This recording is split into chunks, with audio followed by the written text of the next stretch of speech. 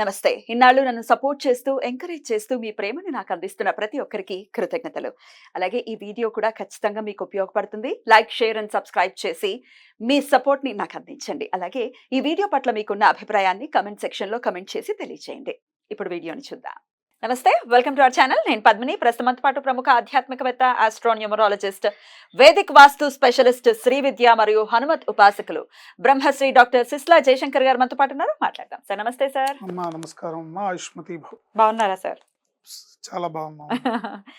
Sir, ఆర్థిక పురోగతి కోసమే రకరకాల మార్గాలు వెతుక్కోవటం కానీ, ఎట్లా ఆర్థికంగా ఎలా మనం పుంజుకుంటాము, ఎట్లా ఈ ఆర్థిక పరమైనటువంటి సమస్యల్ని అధిగమిస్తాము అని చాలా మంది ఇదే సమస్యతో ఇబ్బంది పడుతున్నారు సార్. ఎన్నంటే ఎప్పటికప్పుడు ఎన్ని చెప్తున్నా కూడా ఇదే సమస్య. వ్యక్తిత్వ వికాసం కూడా జరిగి డెఫినెట్లీ కదా, ప్లానింగ్ ఉండాలి. ప్లానింగ్ లేకుండా మనం ఎన్ని చేసినా కూడా అది డెఫినెట్గా బెడిసి కొడుతుంది. ఎన్ని పరిహారాలు చేసినా అది వేస్ట్ అవుతుంది. ఎనీవేస్, ప్లానింగ్ కరెక్ట్గా ఉండి అయినప్పటికీ మేము ఇబ్బందులు పడుతున్నాం అనే వాళ్ళ కోసం ఏదైనా మంచి మార్గం చూపిస్తారా సార్?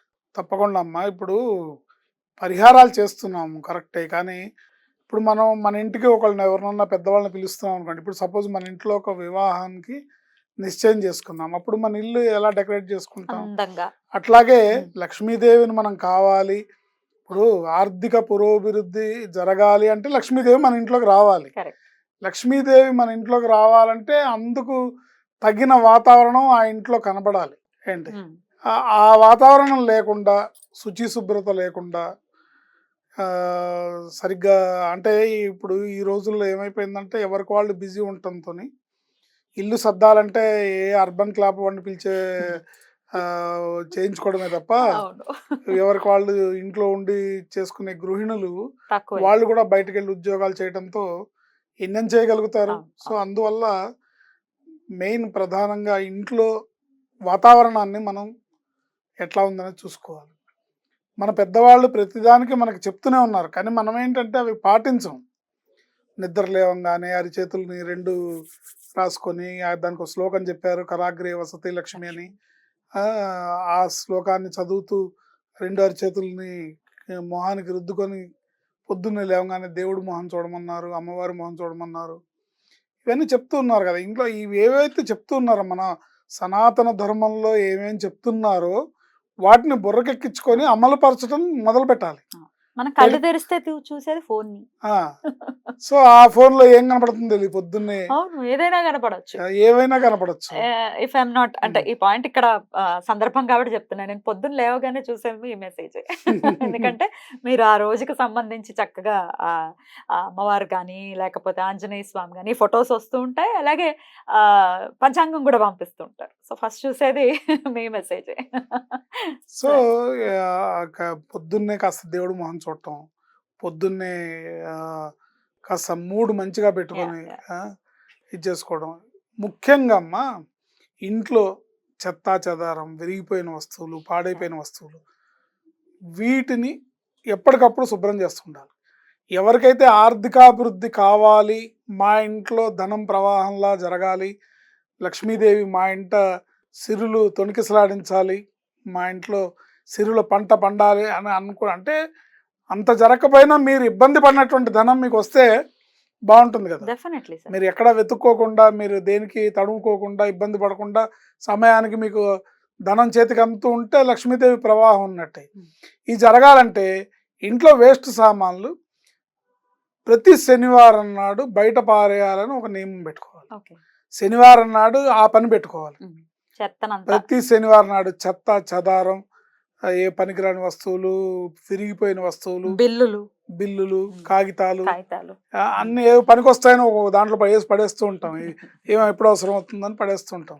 నంబర్లు రాసుకోవడానికి కూడా ఏంటి ఇవన్నీ కూడా ప్రతి శనివారం నాడు శుభ్రం చేసుకునే ప్రక్రియ పెట్టుకోవాలి. ఏంటి తర్వాత బాత్రూమ్లు, టాయిలెట్లు, కిచెన్లు, కిటికీలు, దర్వాజాలు డస్టింగ్ శనివారం నాడు పెట్టుకోవాలి. బాత్రూమ్స్ క్లీన్ లేకపోయినా కూడా లక్ష్మీదేవి రాదు. ఇల్లు ఒకటే కాదు. సార్ మిమ్మల్ని నేను కాంట్రడిక్ట్ చేస్తున్నాను అని అనకపోతే నేను ఒక ప్రశ్న అడుగుతాను సార్. అడగండి. అసలు కొన్ని ఇళ్ళు చూస్తే మనం అసలు ఒక నిమిషం కూడా ఉండలేము ఆ ఇంట్లో. అవును. అసలు అడుగు పెట్టలేము, అక్కడ ఉండలేము. అసలు మొత్తం మనం మెంటల్లీ చాలా డిస్టర్బ్ అవుతాం. అంత అవును. అంత శుభ్రత లేకుండా ఉండేటటువంటి ఇల్లులు చూస్తాం. ఉంటాయి. వాళ్ళకు కూడా లక్ష్మీ కటాక్షం ఎలా ఉంటుంది సార్? మరి ఉండదు. అదొకసారి చెప్పండి. ఉండదు. డబ్బున్న బాగా ఎంజాయ్ చేస్తుంటారు లైఫ్. ఎట్లా అది? అంటేనండి ఇప్పుడు గ్రహస్థితి ఉంది కదా, ఆ గ్రహస్థితి ఉన్నప్పుడు వస్తుంది ఆటోమేటిక్‌గా. బట్ అదేమవుతుందంటే దీని తాలూకా నెగెటివ్ ఎఫెక్ట్ ఇంకో దాని మీద పడి ఏ ఆరోగ్యం మీదో, ఎగ్జాక్ట్లీ ఏ యాక్సిడెంట్ల రూపంలోనో, ఇంకొక రూపంలోనో, లేకపోతే ఇంకో నష్టాల రూపంలోనో, తీసుకెళ్ళిపోతుంది. ఇంకో రూపంలో వెళ్ళిపోతుంది. అలక్ష్మి ఎక్కడైతే లక్ష్మీదేవి ఉంటుందో వెనకాలే సిద్ధంగా జ్యేష్ఠాదేవి కూడా ఉంటుంది.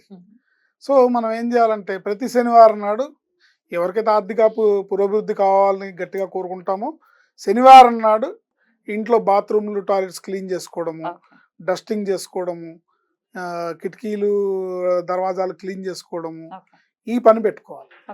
సో పనికిరాని సామాన్లు బయట పడేసే పని పెట్టుకోవాలి. ఇలా పెట్టుకుంటూ ఉంటే నెమ్మది నెమ్మదిగా లక్ష్మీదేవి మీ ఇంటికి రావడానికి కావాల్సిన వాతావరణం ఆ ఇంట్లో ఏర్పడుతుంది. ఇట్లా మీరు చేస్తూ ప్రతి వారం కంపల్సరీ చేస్తూ ఉండాలి. చేస్తుంటే ఏర్పడుతుంది. అట్లాగే ప్రతి శుక్రవారం నాడు ఒక 6 లవంగాలు చేతిలో పట్టుకొని శ్రీం శ్రీ అయి నమః, శ్రీం శ్రీ అయి నమః అనే మంత్రం మీ శక్తి కొలది అంటే 108 సార్లు కనీసం చేసి ఈ లవంగాలు అమ్మవారి దగ్గర పెట్టాలి. ఓకే. లక్ష్మీదేవి పాదాల దగ్గర పెట్టేయచ్చా? పెట్టేసి అమ్మవారికి పాయసాన్ని నివేదన అంటే ప్రతిరోజు చేయాలి ఈ మంత్రం. అంటే ఒక 41 days దీక్షగా పెట్టుకొని ఒక శుక్రవారం నాడు మొదలుపెట్టి శుక్రవారం ఈ లవంగాల ప్రక్రియ ప్రతిరోజు మంత్రం చదువుకోవడం. మంత్రం అసలు 2-3 minutes కంటే ఎక్కువ పట్టదు. 2-3 minutes కాదు, నిమిషానికి 60 సార్లు అవుతుంది. అవును, నిమిషానికి గట్టిగా చేస్తే 100 సార్లు అవుతుంది. 100 సార్లు 5 నిమిషాల్లో అయిపోతుంది. శ్రీం శ్రీ అయి నమః, శ్రీం శ్రీ అయి నమః అయిపోయిందప్ప, అద్భుతం. అసలు ఈ మాత్రం కూడా మనం వెచ్చించకపోతే కష్టం. సో ఇదైనా చాలా ఇది మహామంత్రం. యాక్చువల్గా ఏంటంటే మీడియా ముఖంగా చెప్పకూడదు. మనం చెప్పినా కూడా అందరికి మైండ్ లోకి వెళ్ళదు. ఎవరికి అమ్మవారి అనుగ్రహం ఉంటే వాళ్ళకి వెళ్తుంది, అందరికి వెళ్ళదు. సో ఇది మహామంత్రం. ఇది చిన్నదైనా కూడా ఆటం బాంబు లాంటి మంత్రం ఇది. దీన్ని మనం రోజుకి 108 సార్లు ఒక శుక్రవారం నాడు మొదలుపెట్టి 41 days ప్రతి శుక్రవారం నాడు లవంగాలు చేతిలో పట్టుకొని అమ్మవారి దగ్గర సమర్పించడం, పాయసాన్ని నివేదించడం, క్షీర పాయసాన్ని అమ్మవారికి నివేదించడం, ప్రతిరోజు మంత్రం చదవటం, కాసిన పాలు అమ్మవారికి నైవేద్యం పెట్టడం. ఈ ప్రక్రియ చేస్తే తప్పకుండా అంటే ఇటు అమ్మవారిని పూజ చేయాలి, శనివారం నాడు ఆ డస్టింగ్ కార్యక్రమం, క్లీనింగ్ కార్యక్రమం పెట్టుకోవాలి. ఈ రెండిటి యొక్క సమాంతరమైన ఇది తప్పకుండా ఆ కుటుంబానికి ఆర్థిక పురోగతిని, ఐశ్వర్యాన్ని తీసుకొస్తుంది. అద్భుతం. ఆ లవంగాల తర్వాత ఏం చేయాల్సి ఉంటుంది? మన బీరువాలో దాచుకోవచ్చు. కొన్ని ఒక ఆరేసే అని అంటున్నారు కాబట్టి కొన్ని అవుతాయి కాబట్టి బీరువాలో దాచుకోవచ్చు. ఒక డబ్బాలో వేసి దాచుకోవచ్చు. Right, beautiful sir. చాలా అద్భుతంగా వివరించారు. కృతజ్ఞతలు సార్. నమస్కారం. ఆయుష్మతి.